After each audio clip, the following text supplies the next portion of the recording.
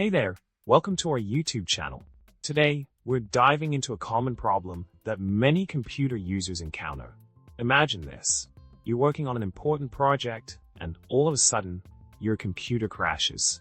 The dreaded problem of losing unsaved work is something we can all relate to. It's frustrating, disruptive, and can sometimes lead to some serious headaches. Now, let's talk about the solution. The best way to prevent losing your work in such a scenario is to regularly save your progress. This simple solution can save you from a lot of stress and frustration. Additionally, utilizing auto-save features in your applications can be a lifesaver.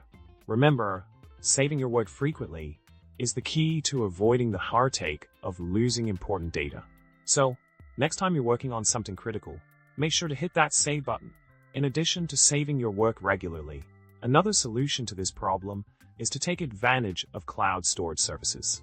By storing your files on the cloud, you can access them from any device and rest easy knowing that your data is safely backed up. Services like Google Drive, Dropbox, or OneDrive offer seamless ways to keep your files secure and easily accessible. With cloud storage, you can say goodbye to the fear of losing your work due to unexpected computer crashes.